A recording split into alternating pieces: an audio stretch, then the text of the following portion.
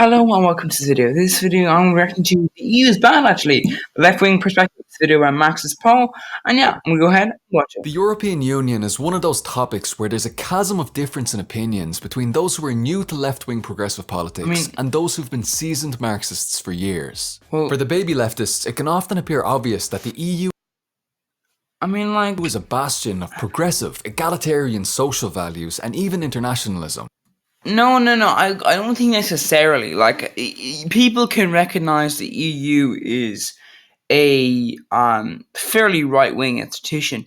It's that in comparison, and I think this is what, once again, in comparison, if you compare it to some EU countries, like the UK's Conservative Party, Italy's party, Poland, all these countries that are within the EU are more right-wing than the EU itself.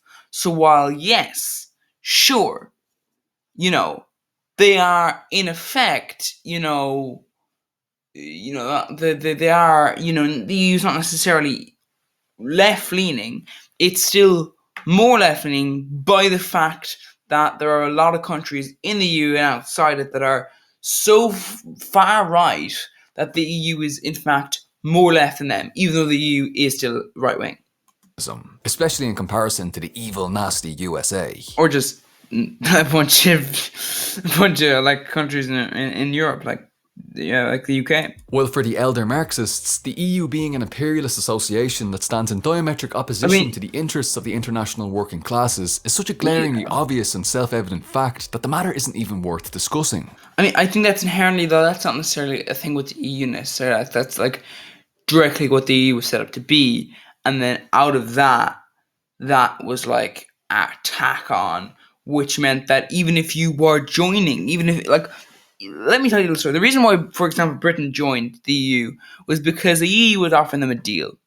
You can get yourself out of your financial crashes. Because if you're out of the EU at that time, when you're in the 70s, the EU's doing fairly well. Other countries in Europe that aren't part of the EU are not doing so well. So obviously you're going to think, well, we join the EU. And this is one of the reasons why Britain was never really a firm believer in the European ideal, which was that, well, they never really entered there for reasons to stay in there. They entered the European Union to take advantage of them, and that's sort of the point of the European Union.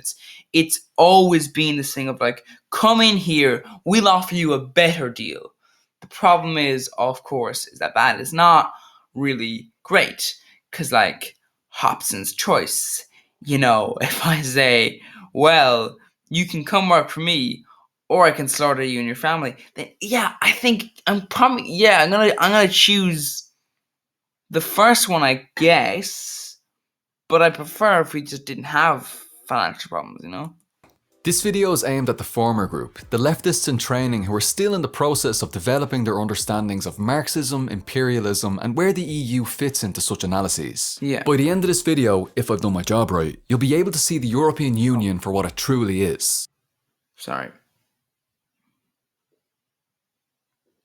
EU fits into such analyses. By the end of this video, if I've done my job right, you'll be able to see the European Union for what it truly is. An anti-democratic, anti-communist, neoliberal, colonialist, imperialist, and ultimately irreformable association. And if I mess it up and you're still not convinced by the end of this video alone, you'll find even more damning information over on Second Thought's channel, where JT has just released a video in collaboration with this one about European imperialism and Frontex. The that's... brutal agency behind Europe's border walls protecting Fortress Europa. In fairness to the European Union there, I don't think that's necessarily down to the European Union. That's down to member states.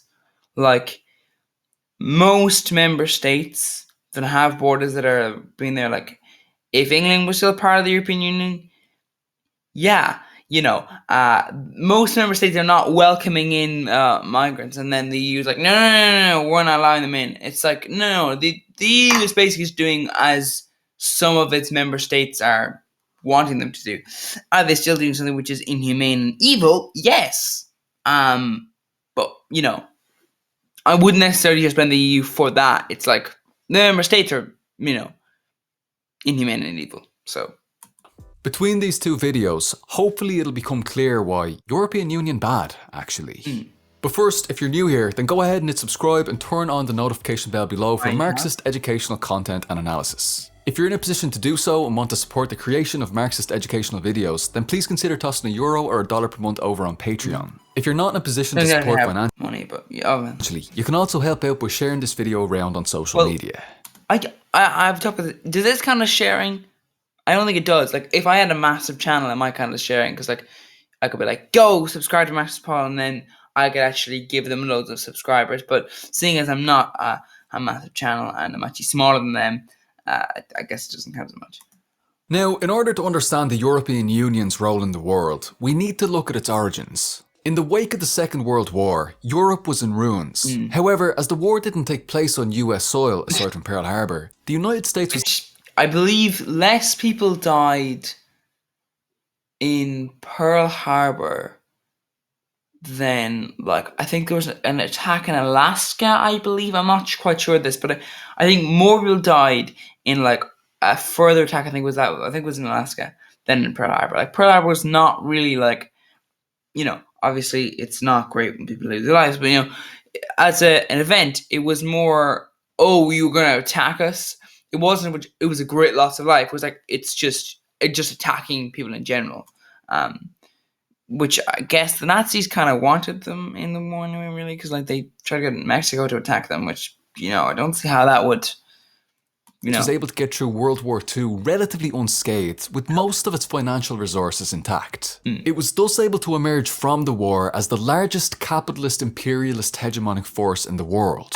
Compared to the war-torn, decimated Europe, the US was still incredibly wealthy. But all this wealth wouldn't mean much if it had nobody to play with. The US needed to ensure... I mean, for the people in the US, you can still seize all the money from your own citizens, which they did. That it still had allies and markets to trade with against the rising threat of the Soviets spreading from the east. So in order to maintain imperialist allies, to capture the markets of Europe, to restore Western capitalism and to thwart the rise of socialism, the United States pumped over $15 billion into rebuilding European capitalism through what's known as the not necessarily just European, elsewhere as well. Marshall Plan, or the European Recovery Programme. With inflation, that $15 billion would be roughly equivalent to $120 billion today. This would create an anti-Soviet, anti-communist capitalist bloc in Western and Southern Europe to protect against the spread of socialism from the east. Well, because they were like, oh, you're communist? Oh, no. We're gonna let we're just gonna let your city just go to rack and ruin. Yeah. You need to rebuild your sewers after our planes bombed them out of the sky when you were didn't want to get involved in war. And the only reason why that was the case was because you got invaded. Even though we didn't really get invaded so much as we were just attacked as an excuse so that we could invade European countries to push the Nazis out. So yeah, technically we are responsible, along with the Nazis, for your wrecked city. But no, because you're communists, we're not going to give you any money. So yeah. East. Now, this $15 billion wasn't distributed equally among the European countries. The primary recipients of the Marshall Plan aid were the UK, receiving approximately 50% of the funds. Of course, you know. West Germany receiving approximately 12% of the funds, and France receiving approximately 8% of the funds. These three powers received approximately 70% of the support, with the remaining 30% being dished out among the rest of the Southern and Western European countries. Keep this in mind because today the European Union is led by the alliance of two massive capitalist imperialist powers, France and Germany, with the UK formerly being a major leaning to other countries as well. Imperialist ally until it left the EU in 2020. So with the Marshall Plan, various countries in Western and Southern Europe began to rebuild capitalism in their countries and abroad. The process of capital concentration into fewer and fewer hands, typical of the transition from free competition to monopoly capitalism, occurred, with the formation of cartels, trusts and syndicates among the large capitalist powers to monopolise and corner. You could argue they weren't exactly formed, they were just strengthened. War can be very profitable for certain industries, especially because, if you think about it, if you say to the government, oh, well, you need our services now. Before we were more like just sort of like sort of like you want military powers, but like now you need our services. So our factory was just bombed, so you dish out a couple of million for us, and that's the thing that constantly happens, and it's very concerning for a capitalist country to become basically like, all the so-called costs of socialism, but none of the benefits. It's like, oh no no no no no no. We the government funds all of the factories. They just don't own them. Like they paid for them. They paid for the building of them. They will support the workers. All these things. But they'll train the workers up and all these things. But they just won't own the. So yeah, and the workers won't own the factory either. So yeah, it's very weird, but this is what happens under a basically extremely broken capitalist system. Like it's one thing to argue for capitalism; it's quite another to argue for capitalism when that's the kind of capitalism we have. Like, but that's just socialism with none of the benefits. It's just like, foreigner markets. This occurred, of course, at the national level, but also across the borders that were standing in the way of the capitalists' maximum profits. To this end, the European Coal and Steel Community, or ECSC, the earliest precursor to the European Union, was established in 1951 by the Treaty of Paris to regulate the coal and steel industries of West Germany, France, Italy, Luxembourg, the Netherlands, and Belgium. Importantly, the ECSC was created by the capitalists who ruled these industries in collusion with their various capitalist nation states, rather than being created by the workers. So from the very roots of this European project, its basis was as an international monopolist capitalist association. True. It was never a proletarian internationalist project, but a project by and for the re-emerging imperialist bourgeoisie post-World War II. There is one thing, and this is the thing we do say about Europe, which is if you're outside of Europe, it can be a benefit for the ones inside, because even though the way it kind of has begun to function is that because inherently there is one way to crush monopolies, and it's to kill owners. Like if there's a CEO with a lot of shares and they've got a lot of children, and boom, now that shares filter down. If those children in turn have a lot of children, now the shares filter down further. It still means wealth is in the hands of the very wealthy, but it means that you start to break it down further and further. So instead of having like a couple of very wealthy people, you have got, a good few more still very wealthy people.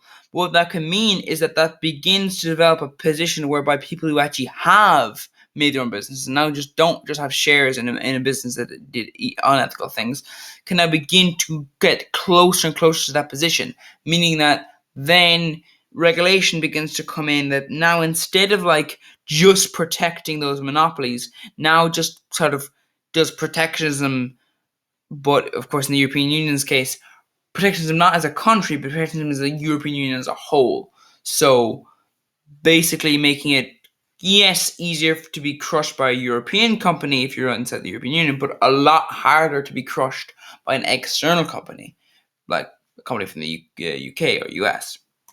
For those who've studied Lenin, you'll recognise that the formation of this International Monopolist Capitalist Association, the ECSE, corresponds almost word for word with Lenin's theory of capitalist imperialism. I wouldn't, this is may not proper whatever, but I wouldn't necessarily define Lenin as a true socialist. Just saying, certain tactics used were, filtered in through into cracks that were not necessarily capitalist, not necessarily enemies of socialism. So, but anyway. Particularly its fourth characteristic as outlined in Imperialism, the highest stage of capitalism. From this Marxist analysis, we can see that Well, not necessarily, because you do have some cases in which you've got like colonialism, where one country just develops a colonialism over in all other countries. And that would mean you wouldn't have international relationships so much. It would be that one country has companies in it that collude with each other, and those companies own factories and own all the resources in all of the other countries. This happened through the mix of empires like the UK, France, Russia, Austria-Hungary, all through history, there's been these things where, they're not. You could argue they're international, but in a way, they're not necessarily. In some cases, it can actually be. I wouldn't say competition. I believe it's frowned upon. It's a practice by businesses to stay out of each other's territory. It's not really collusion.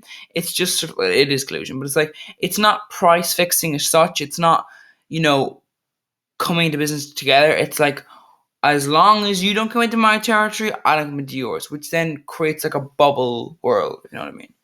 The earliest precursor to the European Union, the ECSE, was itself already a capitalist imperialist association supported and funded by the United States to function as an anti-communist bulwark in Europe, preventing the spread of socialism from the East. Now, expanding beyond the monopolisation and regulation of just the coal and steel industries, the more industrially expansive European Economic Community, or EEC, was established in 1957 with the Treaty of Rome. While each of the member states of the initial EEC in 1957 were re-emerging capitalist imperialist powers in their own right, the EEC began to admit membership to underdeveloped, oppressed countries that were politically and economically useful from the 1970s onwards. Yes. This adds a layer of complexity to European associations that often gets missed. People frequently view today's European Union as a homogenous imperialist bloc, wherein all member countries are more or less equal Well, no. Not equal. Imperialist powers themselves, up there with France and Germany.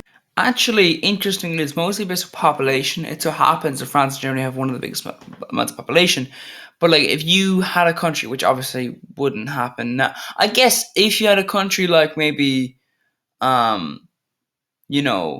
if Portugal had a massive, massive, massive population boom, I'm talking like 10, 20 times the population size, it would mean that there would have to be some sort of re-establishing of votes, because this massive influx of like population would mean that now they would be able to call for greater votes on a European level, because it's not necessarily related to actual political power. It's like, the bigger you are as a population, the more votes you get, which, is how most elections work.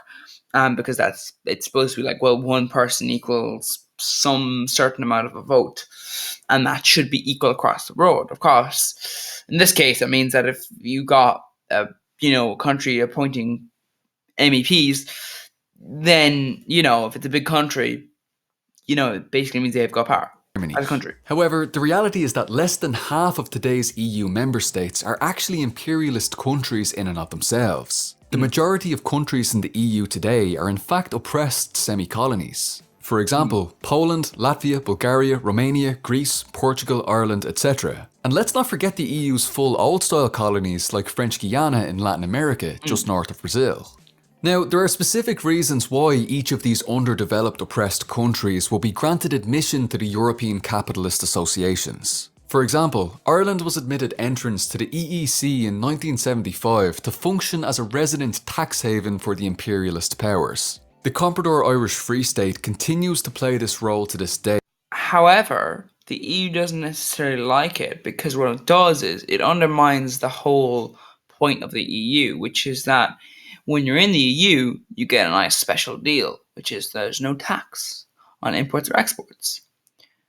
So I think what the EU would prefer is 12.5% if you're in Ireland, if you're like in Ireland or in the EU, but higher if you're, from a foreign country, which is a theoretical tax policy. You can do that. You can make it so that if you're not registered in, a country, or in this case, in the union, then you must pay a higher rate of tax. I will show about this before, where this leads to bribery, because they say, well, we'll give you your company residency here, and now you want to pay us high tax, but of course then you have to pay us bribes, and that's sort of the point. That was a little political show I wrote before, and the point I'm making here is that in essence, this is true. Ireland functions as a tax haven, but it is to be understood, the European Union doesn't necessarily like the fact that outside of the EU, you can take advantage of that. Day with tax avoidance mechanisms like the infamous double Irish arrangement, which, while officially outlawed as of 2020, still exists in numerous slightly adjusted forms. I think some companies have started avoiding that though, because it can cause problems in your home country and stuff like that. But there are many alternatives. For much of the Eastern European semi-colonial countries, and you can't always just slap by and just pay 12.5. Actually, a lot of the time they don't even pay the tax to Ireland, which is one of the things that a lot of companies got caught for, which was, it's so weird. It's like you're not even paying a low rate of tax. They paid 0% tax, even though the tax is 12.5.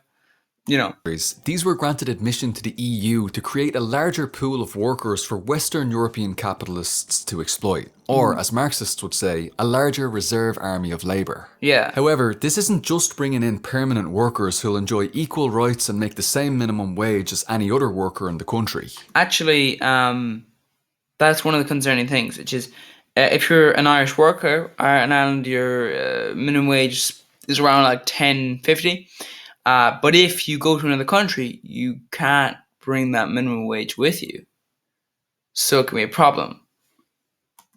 Like the European tax avoidance mechanisms that are in place, there are also mechanisms in place to facilitate the undercutting of minimum wage, such as capitalists hiring workers from abroad on short-term temporary contracts as posted workers. EU law permits Western European capitalists to hire Eastern European workers from agencies on temporary contracts at the minimum wage rate of their home countries rather than at the higher minimum wage of Western European. Interestingly, they don't allow workers to demand that they get paid if they're going to a lower tax rate. So, for example, I had a relation who went to a foreign European country to work. They weren't able to get a job in the industry for my own country. So, they went to that country, but of course, there the minimum wage is lower, so they got paid the lower minimum wage. I'm pretty sure if they said, "Well, no, the minimum wage in my country is higher," I don't think they would have gotten there. Which is interesting, isn't it? You're not allowed. The worker is not allowed to demand that they get paid the higher wage, but the employer is able to demand that they work the lower wage. European countries. This allows Western European capitalists to extract enormous profits from workers of the oppressed countries without even needing to travel abroad themselves. Instead, simply importing workers from the semi-colonies on short-term temporary contracts who are then paid far below the Western European national minimum wages. Also, a lot of the time, short-term is a bit of a dodgy one.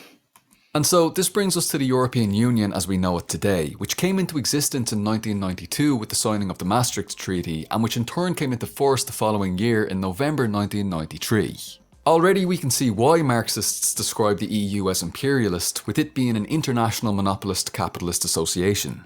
We can see why it's called colonialist from how it exploits the workers and oppressed masses of the world, including from the... That's the major one, I think. Because inherently... there are ways to do it. Obviously not very non-violent ways, but there are ways to shift power. But that is just a practice of exploitation as a whole. Embargo. And this is sort of the point, like they'll place embargoes on stuff. And from the semi-colonies and colonies both inside and outside its own territories. And we can see why it's called anti-communist, as its foundation was specifically as a US imperialist-backed project to rebuild European capitalism and to stop the spread of socialism coming from the East in the wake of the Second World War. However, there's another crucial aspect to the EU's anti-communism, and that is the institutionalization of right-wing neoliberal economic policies which make it impossible by EU law for member states to transition towards socialism. One of the primary guiding principles of the European Union is that member states must conduct economic policy in accordance with the principle of an open market economy with free competition. Going as far back as 1957, the treaty establishing the European Community, now known as the Treaty on the Functioning of the European Union or TFEU, includes classic pro-free market articles such as Article 81, which prohibits any government intervention in the economy which may affect trade between member states. By the way, if you are ever going to write articles, be careful when you make them vague. That you don't let like Nazis or like fascists just use it as an excuse. Just be aware. Article 107, which prohibits state aid to strategic national industries. Article 121. Once again, like most of these things are ignored by major EU institutions. Which gives the European Council and the European Commission, both unelected bodies, the right to formulate the broad guidelines of the economic policies of the member states and of the Union. Article 126, which regulates the disciplinary measures to be adopted in case of excessive deficit. And Article 151, which states that the EU's labour and social policy shall take account of the need to maintain the competitiveness of the Union economy. The treaties have created a context wherein state aid, public procurement and nationalisations are all in normal circumstances essentially illegal. Now underline essentially, because a little story, France recently nationalised their energy source. I wonder why France was able to get away with that. Under EU law, and this is enforced by the European Court of Justice, or ECJ. By the way, the European Court of Justice is a justice from every single country, which is, well, not being democratic, it is somewhat equal. I wonder how France was able to get away with it when the European Court of Justice is not entirely French. Like, there's only supposed to be like one French justice on the European Court of Justice. Furthermore, the EU forbids public monopolies, meaning that states can only provide services within the context of a free market rather than abolishing markets. So if a government wants... But this is insanely stupid. Insanely. Like in my country, right? So back in the they said, oh no, so this is one of the interesting, it doesn't actually ban public monopoly, it bans the formation of public monopolies. And may break it up, but like as long as it isn't breaking up, you can still operate it until they break it up. So what's interesting about it is that effectively, the Irish government went, okay, so we're to ensure that to be honest, I think the Irish government really was using the European Union as an excuse. They agreed with the European Union, so they used it as an excuse to get people to still vote for them, which is BS, because the European Union doesn't actually it doesn't forbid public monopolies. Essentially, what it does is it forbids the formation of public monopolies. So technically, you can still have a public monopoly as long as it was already there. Of course, the very, very intelligent states in the EU who agreed with them, what they did was they abolished their public monopolies, and then they made it so that now they're part of the EU, they will be breaking EU law to then form this monopolies, which is a very, very tricky little political maneuvering. Because what it meant was, beforehand, the EU wouldn't be able to do anything to stop them when they already had the monopoly. But now, if they leave office, any like left-leaning opposition that comes in can't now have an energy source which is a public monopoly. Very, very sneaky. But of course, the problem was that there was no real actual competition. So they had to basically make it. Because the one problem with stating, oh, we forbid public monopolies, is that you kind of need to have competition in the first place. So what happened was all of these companies that formed just bought all of their energy from the company that was originally trading direct with consumers, you know? Like, that would be like saying, oh, Amazon, you're no longer allowed to operate. But then everyone just buying all their stuff from Amazon and then selling it on to the consumer. Like if Amazon was the only supplier. That would just mean more prices, because now there'd be a middleman you put in, you know? And this is one of the problems. Wanted to, for example, establish a public health service in an EU country that didn't already have one prior to its entry. That's the key thing. Prior to its entry. The public health service would necessarily need to exist alongside a private health service in the context of a free market system. I mean, you can technically just like, you know, call that like the one thing you could do there is theoretically form a corporation which is privately owned, but the state has a majority share in, which technically wouldn't be considered a public company because it would be semi-state owned. And if you have it traded publicly, you know, there can be things there. As long as the state owns the majority of shares, then obviously trading publicly generally wouldn't be a problem. Of course, here is the point. The point is, in this scenario here, you would say, okay, so you can effectively have a new company which you effectively say is an alternative. That's not really. You just operate that as if it's a publicly owned company. There are ways to get around this. Once again, they're, sneaky. But of course, it was sneaky to cut out the energy production, and then, then have the EU being like, well, you can't renationalize energy production. You can't start selling back to the consumer now again. Very sneaky. System. The private health service, not being subjected to the harsh European laws surrounding public institutions, would be able to flourish, and this in turn would erode and undercut the public sector institution, ultimately leading towards the dominance of the private sector and the eventual drowning out and selling off of said public sector institution. Which is a very stupid idea. These EU laws and principles, combined with its so-called four freedoms, the free movement of goods, services, capital and people, all enforced by the ECJ, institutionalise neoliberalism as the mandatory... You inherently need to have publicly owned services to stop the formation of monopolies being in private monopolies forcing prices up. Because, economic trajectory for all EU member states. Under such strict neoliberal economic guidelines, it's basically impossible for countries to enact even minor social democratic reforms, let alone any kind of serious move towards socialist. You can if you go about it in a very sneaky attitude and we're not breaking any laws this way, technically, but of course you could argue that you could then just go, okay, well, we're just going to rewrite the law then and then just make it so you're not allowed to do that, but. Society. Under EU law, all roads ultimately lead to privatisation and the maximisation of profits for capitalists to the detriment of the well-being of the overwhelming majority of ordinary working people. And these treaties and structures aren't something that average citizens of the European Union can challenge or reform in any meaningful way from within.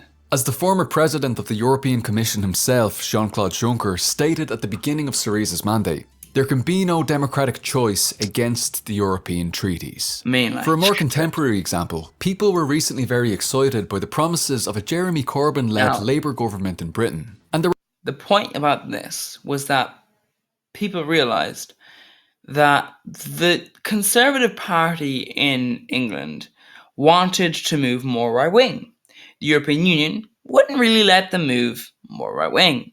And that's the thing. The European Union kind of is there to ensure you don't move too right-wing, although you could argue Poland, but also you don't go left-wing either, just to ensure all the countries stay in that little section there, just don't go beyond that section, to ensure that you don't become like a fascist Italy, basically, all these things are a bunch of nonsense, which is why I would say, break a few rules, see how they respond, because companies do it all the time. Was it Apple or Google recently where they tried to find them but they didn't succeed? And there were questions at the time about whether or not the Brexit vote to leave the European Union might be reversed by such a government. However, the policies proposed... I think they said in the end no. In Corbyn's platform, including renationalisation of key industries, state aid, public procurement, etc., would all have been illegal under EU law and would have incurred heavy sanctions upon Britain from the European Court of Justice. However, and here's the thing. So even if the people of Britain had democratically voted in a left-leaning social democratic Labour government, and if Britain had remained in the EU... Now, first of all, the heavy sanctions are arguably not as much of a problem for a major economy because they don't really need to just ignore the sanctions or just pay them. Just yeah, sure. We still have our public owned institutions though, so yeah, so it wouldn't really necessarily be a problem for Britain. They could just take the stuff. They could also technically leave the EU, form all that, and then rejoin. That would be an option.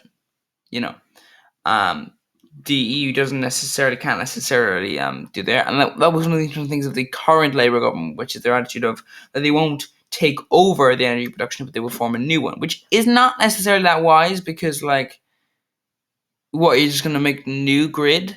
They sold off their grid for who the hell I have to ask sells off their grid?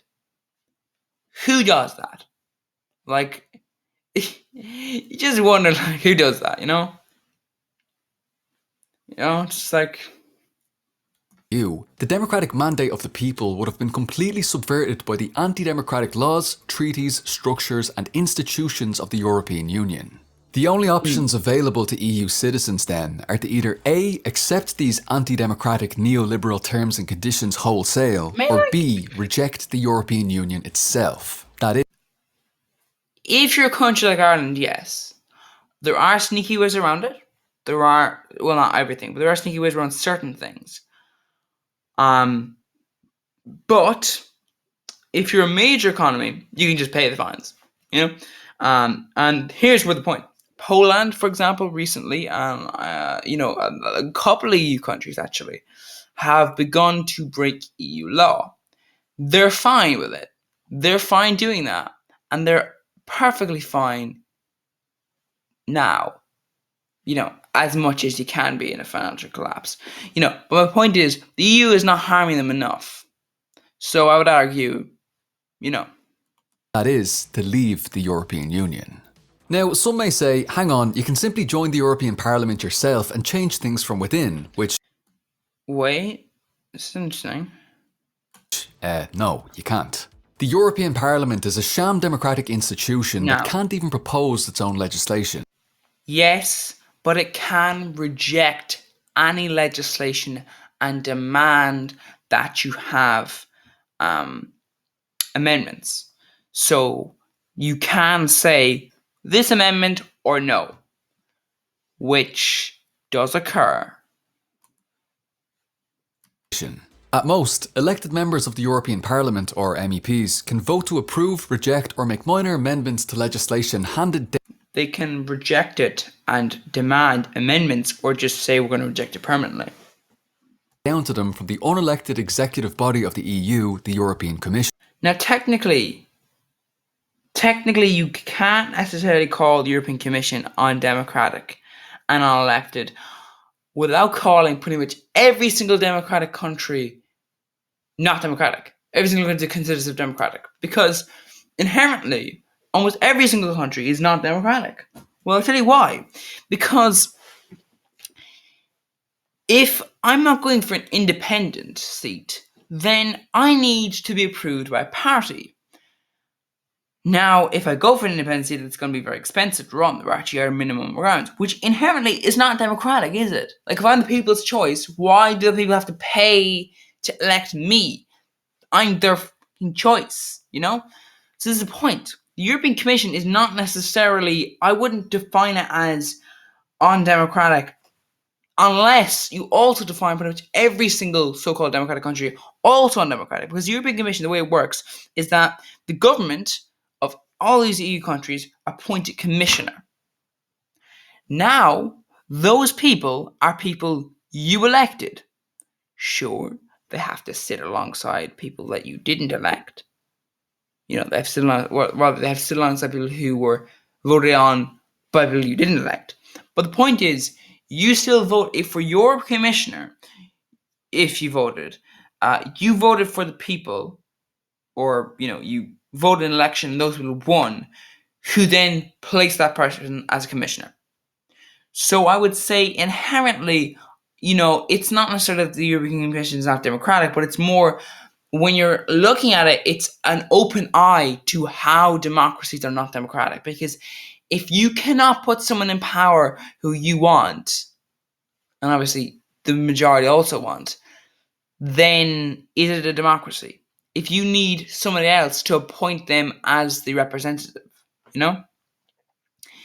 all these things are in this position. Now, this is my point. It's not like the European Commission is still, I wouldn't define it as democratic, but I would also say neither are most democracies or so-called democracies. Because, However, even this... You didn't vote for the people to be on the ballot. You only voted for the person on the ballot. But of course, who put them on the ballot? Democracy is undermined by the unelected Council of the European Union. The Council is technically elected, which itself can vote to reject the decisions of the European Parliament. The Council of the European Union is the representatives of the countries. So this would be the leaders. I believe, yeah, these would be like the kind of like the members of government of the EU countries. So that's the thing. Parliament. Oh, and did I mention how legislative instructions are handed down to the European Commission by an unelected shadowy group of financial oligarchs known as the Eurogroup? Now that's where it becomes, to an extent, more undemocratic than what other democracies have. See, the EU is technically a democracy in the same sense that other countries are a democracy. The US would not consider it a democracy. Most countries that have representative democracies are not true democracies. What the EU is a representative democracy taken to the extreme, you know? You don't vote for the candidates. You vote for the candidates we give you. In this case, you don't vote for the candidates. You vote for candidates who then will vote on a candidate who'll go there. That's how the US presidential election works. You vote for candidates who then will vote for a particular president. Also, there are only two generally, so not especially democratic to be doing that, is it? No, really, that's actually a thing. The Eurogroup refers to informal meetings of the finance ministers of the EU. It wields enormous power. Well, that wouldn't necessarily be, anti-democratic. It's who they meet with. And yet has no legal basis whatsoever. How its meetings function is completely opaque. That is, how it functions is not transparent, with all decisions being made behind closed doors. It doesn't publish minutes of its meetings, it doesn't publish meeting agendas. Well, I mean, no offense meant, but somehow I don't think I would trust meeting minutes. It's like, only they publish their meeting minutes, they don't show any recordings, they just have written text. So how trustworthy that is, It's completely unaccountable, even to the European Parliament, and yet it still holds enormous power, handing down instructions to the European Commission, which is again the official executive power of the EU that proposes legislation. Not indirectly, but unofficially in a way. And is the closest thing to an EU government. Executive power of the EU that proposes legislation and is the closest thing to an EU government. This is why even some liberals are forced to concede that there's a democratic deficit within the EU that they presumably hope to simply reform away. Wow. But as they say, the master's tools will never dismantle the master's house, as even the formerly pro-European Union reformers like Yanis Varoufakis came to realise. The EU can't be reformed as its very foundational treaties, laws, structures and institutions prevent... Well, technically countries like Germany, France and all those can come together to be like, you know what? We're going to reform this thing, because they have the majority of parliament votes of MEPs. They hold a lot of power when it comes to the council, because generally they would lead the council. You have, when it comes to the commission, you'd have that too. So a lot of the time you can technically argue it is as theoretical formal, it's just, prevent that from ever happening. It can only be abolished. So, at this stage, it should be clear how the European Union was set up specifically to be an irreformable, anti-democratic, anti-communist, neoliberal, colonialist, imperialist association. Now what do we do with all this information? All progressive forces must unite in support for leaving the European Union and eventually for its complete dissolution. Not on the basis of the disgustingly reactionary, right-wing, racist and xenophobic positions that dominated the political discourse. Well, also because they wanted to slash taxes further and they wanted to move even further right-wing, which they did. So, my issue... Of course, surrounding Brexit. But instead with the progressive, left-wing, proletarian internationalist understanding that the EU is an irreformable, anti-democratic, anti-communist, neoliberal, colonialist, imperialist association. It's our... Now, my problem with this is inherently that the EU is designed to sort of keep you in that little box there. Don't go too right-wing, don't go too left-wing, and their eyes too left-wing, meaning, But the point is, though, that when you leave the EU, you do inherently risk a lot of it. It's much easier grow down to fascism if you leave the EU, because instead of having this sort of thing where it's like, no, buddy, you stay in the pack. No, stay in the pack. You can't be leaving, buddy. No. It's our job as those on the left to put forward this clear and concise left-wing analysis and perhaps break it down so that people can understand the true nature of this extraordinarily reactionary, anti-proletarian, capitalist imperialist union. The only way out of this neoliberal straitjacket to restore genuine democracy politically and make any kinds of advances towards socialism economically is to leave the European Union once and for all.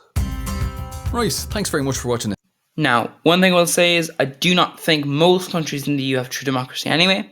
So leaving the EU wouldn't actually return democracy, but just return democracy somewhat, but it still leave multiple steps in which you truly need direct democracy to have true democracy. Indirect democracy or representative democracy is not good. It's what most states use, but it's not good. It's not good at all. So anyway, the point I'm just saying is that at the end of the day, we do want to be careful. The EU is obviously not democratic, but neither are most states. In fact, the EU is basically commission is effectively like the presidential race in the US.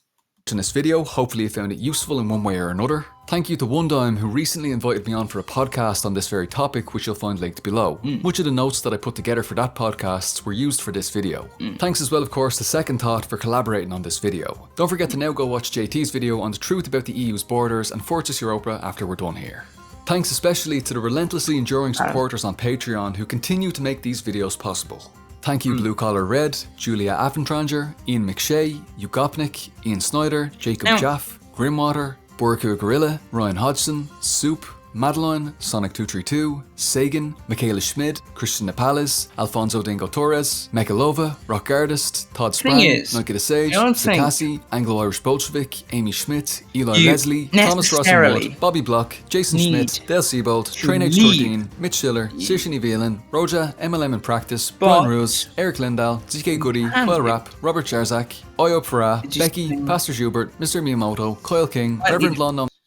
And that thing is to, if you know what I mean, basically what you do is you form a sort of separate sort of like union, and this is a possible thing that has been suggested even by right-wing people, which is you form a sort of separate union which is like slightly more left-leaning rules, and then you sort of just like leave but join, if you know what I mean, so that you don't necessarily just instantly cut yourself off. Because I think one of the problems of leaving the EU is that if you're like a major country like England, it's going to tank your economy a little bit, but that's because you're heavily dependent on the EU, and you like England's economy was bolstered by the EU, which kind of means if the EU is holding them up, boom, but you could argue if you're supplying labor elsewhere, then, well, you just return the labor back in. And sure, because the thing is, that's sort of just fact. Like, it's just the way. Anyway, so yeah, don't think necessarily you do need to leave the EU, but of course, you could argue if you aren't able to, not reform it, but just sort of like leave it, but then like join up again separately. Anyway,